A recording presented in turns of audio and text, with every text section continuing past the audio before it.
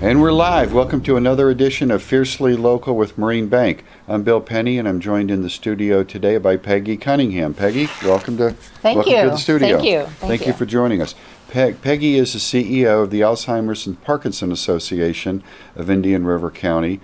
I know a little bit about the organization. I'm on the board, and I do know that we do wonderful work up there. So, Peggy, I want to have you share a little bit about the organization, but maybe first a little bit about your background and how you got into this. Sure. Well, my background is I grew up in St. Louis and then married a New Yorker, and we ended up down here.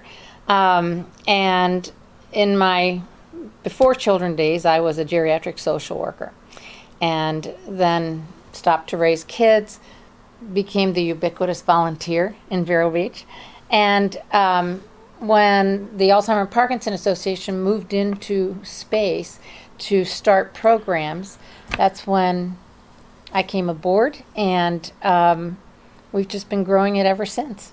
It's been so much fun. It has been. So tell us about, probably maybe back up to what the cause, why do we need an Alzheimer and Parkinson's Association? Well, if you are trying to take care of someone with dementia, that's 3 times harder than any other form of caregiving, because it hits your social, your psychological, your financial. It hits every part of your life. And the key to taking care of someone with dementia is to know that you're not doing it alone. And what we try to do is give the caregivers the tools and the education and that support so that they don't burn out. We can't make it go away, but we can make the journey better. And with Parkinson's, it comes down to if you have the right attitude in life and you are motivated to really be an advocate for yourself and exercise, you can manage your life with Parkinson's so much better if you've got those tools. So that's what we try to provide. Okay. I read that there's a tsunami of dementia and Alzheimer's heading our way. Is that? There is. It's going to triple. Right now, there are over 16 million Americans with Alzheimer's, but in our county in Indian River, that sifts down to about 7,000. All of these numbers are going to double, and one of the reasons are the baby boomers. And so there's all of this care, and they're finding out more and more about Alzheimer's, and people are understanding. We're educating them more about it so that they can hopefully see the symptoms and go for the support. Right now they don't have a cure for it. They can't really slow it down. So we can help the families as much as we can with the various support tools that we can offer. Right. So what are some of the programs that you offer? Well, we offer, in support programs for memory, we have this really wonderful program. It's called Social Respite, and it's really was meant for the caregiver. It's the key thing is that all of our programs are free of charge, and totally based on the philanthropy in our county. Say that one more time. How much does it cost? Free of charge. Okay. Free of charge. And we love that because that means that they'll come in and they'll use our programs. So we have a social respite program. It's not daycare. It's not medical. We have wonderful daycares up in Indian River County. This is simply an activity-based program. If you're trying to take care of someone with dementia and you need that break, you need some time to yourself, you can bring them in from 9 to 3 every day. They bring their own lunch, and it's activity after activity after activity. They go home. What we're finding from our surveys is that their behaviors are better, their appetites are better, their moods are better. The caregiver, in the meantime, has had the data replenished to do the things they need to do. So that's one of our major programs. We also have support groups, and we now run about 16 support groups every month. Okay. Some are targeted, like men's only. And then we have, every month, we have movement programs for Parkinson's, which is a whole different set of the community.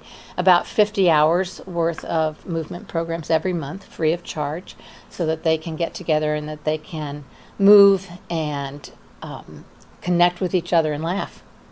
And then we have a dementia. We're teaching the community about dementia, so that they are all aware how to approach. It's a very simple program. We put you through a dementia experience, and we bring this into businesses like we did with Marine. Put you through a dementia experience, and then it's so impactful because then we can ask you, how did it make you feel? Because that's really what drives someone with dementia. Their cognitive filters are going, so the emotions are what the brain is using to give them their answers. So the goal with dementia is positive emotions. And so we teach the community, what the goal is, positive emotions, and then how to manage that. I can share my experience with the dementia experience. I came into Marine Bank, and I put these inserts in my shoes that are very prickly, and I had big heavy gloves on that I could barely navigate, and headphones with this god-awful sound in it. And then they said, set the table. I did that. A couple of other chores. And then the final item was tie a tie. I don't wear a tie as much now, but back then we wore a tie every day, and I couldn't tie the tie, and I was so frustrated. And so at the end of you say, okay, I see how it feels. Yeah. And that's the key, is that if we can show, what would have made it better, breaking down the tasks, showing, being friendly, that stress, that anxiety wouldn't be there. So then we basically explain that the first thing you do is you always agree with someone with dementia. You always agree. If somebody says, I have to find my mother, the answer is you have to find your mother. There you go. And then you assure them with some therapeutic fibbing, and then you just redirect their emotions. Say that again, therapeutic? Therapeutic fibbing. Fibbing, okay. Yeah. Okay. Yeah, you may have done this with children. But I can imagine. Yeah, I know. But what it is it's therapeutic for the person. For example, you say, oh, Mom, she just left. She'll be right back. In the meantime, let's go over and have some tea. But then you also put in a compliment to make sure that emotion is flipped. And so it's just a simple approach, but the whole community can do that and make the quality of life for those with dementia much better. What are some of the big success stories that you've had? The big success stories. I would say it has to be when we have a caregiver who comes in and tells us, you're my lifeline, or I would have been lost without you. Or someone with Parkinson's. Just had this in my office. Gentleman comes in, he's fairly young, and he has just moved here, and when we begin to talk about these are the programs, and you get to meet everybody else, and he was so excited that within 30 minutes he was all in, and that person is going to do the work that will help keep his quality of life better.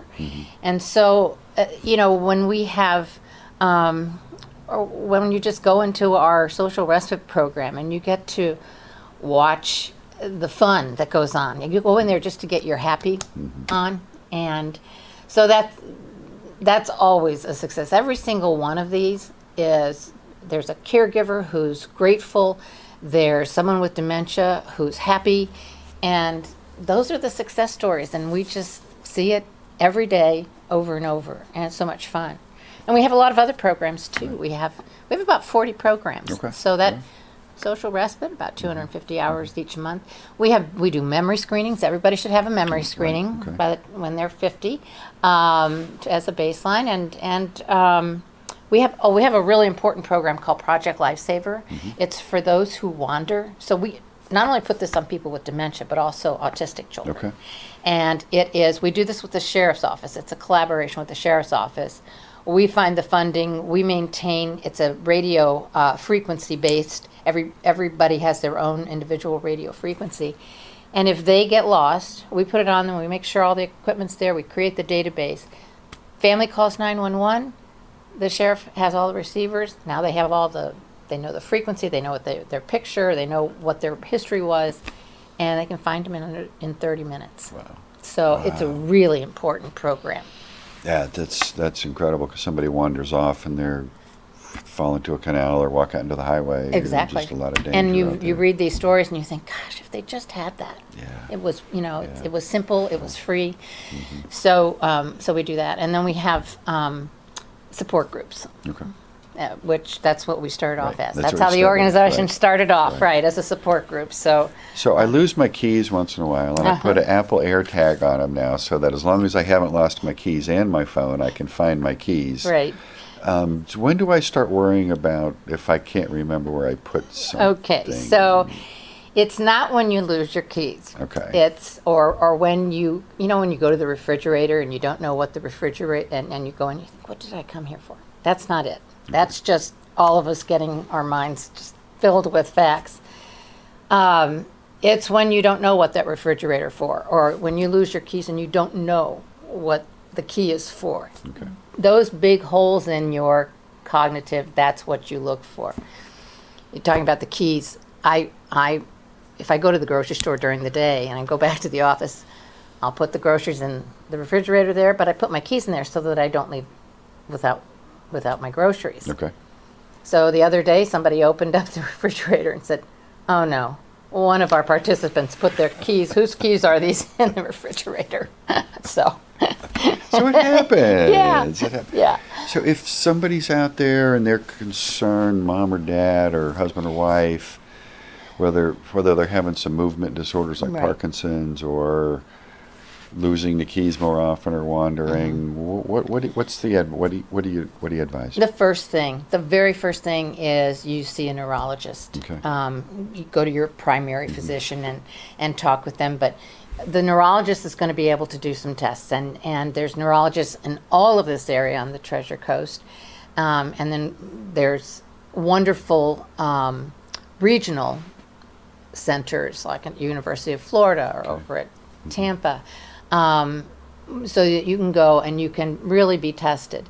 And the testing, some of it's going to be from observation, some of it's going to be from history, and they'll do imaging has improved so much more over the past 10 years, so that they can, while they may not be able to do anything about the disorder, that at least gets you on the track of, okay, now my life has to go this way and I have to do this. And so that's what we always say, start with the neurologist and then call us. Call. Okay. Yeah. There's a stigma about Yeah. Alzheimer's. I've got friends, and they say mom or dad or whoever or something, and I always say, call Peggy. She can talk you through it. And then I check with them, and have you go, well, no. So how do we overcome that stigma? It shouldn't be that way. Education. Okay. It's education, and that's one of the reasons that our organization has widened its classes. You know, if you can hear it enough, if you can understand that it's something that you can manage, there are moments of joy to be had. Yeah. You simply you're going to find them in different places, and what's the attitude, what's the perspective that you can live your life with? We see it over and over. Once they've got that, it doesn't necessarily change what's going to happen, but it does change how it's going to happen. Okay. Yeah. Doesn't change what's going to happen. It will change how it's going to happen. Yeah. Well, How so that well journey said. goes. So well said. Anything else? What should I have asked you that I didn't ask you? What do we need to tell our audience about? That I think to know, our main thing in our organization is you don't have to go through this alone. Don't go alone. Don't go through it alone. This is when you rely on your friends. This is when you rely on your community, and we're part of that Part of the community. right. This is when you, and if you are able to give to this kind of, these kind of programs, do so because they can make a difference. So those are the things I would say. If you think you've got it, seek that help. Okay, very good. Peggy, thank you so much. Thank you. And we'll wrap it up, Peggy. I appreciate everything you do in our community Thank you. and for what you appeared here today with me. Thank you. I loved it. So this is this version. We'll wrap up the edition of Fiercely Local with Marine Bank. And until next time.